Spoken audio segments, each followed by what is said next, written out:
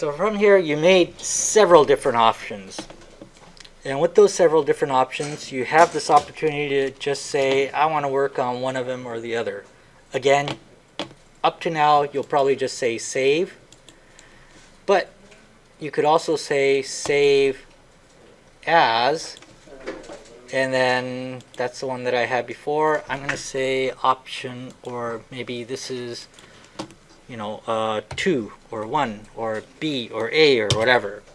So it's the second part of the second day, and then say, I'm just going to work on this one right here, which means that I could take all these stuff and delete everything that I don't need. Okay, that way I won't be messing with any of these other distractions. Okay, once you get here, we're going to do something with this object that you'll have to do with your project. So this guy was in the plinth layer or the base layer, or what was it, floor layer, yes. So if I take this off, or not delete that. Oh yeah, name your floor, name your levels so that you know what it is. I don't know what layer 2 is, this is floor. Okay. And so that means that I could go back to my default layer, which is this guy, turn off the floor at any time. Okay, but instead of working right on this, I'm going to make a safety copy. So Alt, copy it, have it hanging around, and then I'll work on this piece. So if I turn the floor off and turn this upside down, select just, so using the Shift and Control key, select the bottom and delete it. Whoops. Select the bottom and delete. I hit the wrong button. Delete. Okay. Now I have this hollow box. I could really see this inside, correct? Okay. So if I'm looking at this to the bottom, it still might be hard to see what's inside, what's outside. At that point, I probably want to show the different side, outside, inside. So in your display, go to where it says Object Settings. In your display palette, go to Object Settings, and then click on where it says Color Backfaces. Put a check in there, and you'll notice that another bar comes out with a color. This one is a darker gray.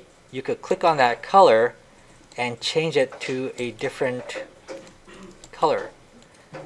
Now I can see what's really inside, what's outside. It'll be easier to see if I put it into a shaded view. Oops, shaded view, I have to go to color backface, go to another color, okay. And now I can see that what's inside, what's outside. That'll be easy to figure out, right? So as long as you identify this thing, that should be fine. Sometimes this backface right here, it really gives us a good glimpse of where you might have made an error. So let me just copy this to show you what I mean. So if I have this piece, and sometimes Control Z. Sometimes, let me explode this thing. Explode. Okay, sometimes one of the faces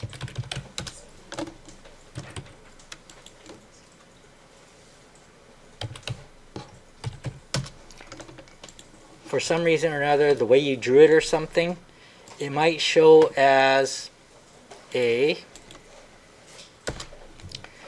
might show kind of upside down, inside out. So this thing right here, if I turn it around, that's the inside face, which should actually be the outside face. That's the inside face, these are the outside face. And while you're making the model, sometimes the order of your drawings might determine which way is the inside, which way is outside. So if that ever does happen, go ahead and select that piece and just say flip. F-L-I-P, and that should correct the sides. Once you do that, you should be able to join all this together, and that should all be in join, and that should all be correct or all right. Okay.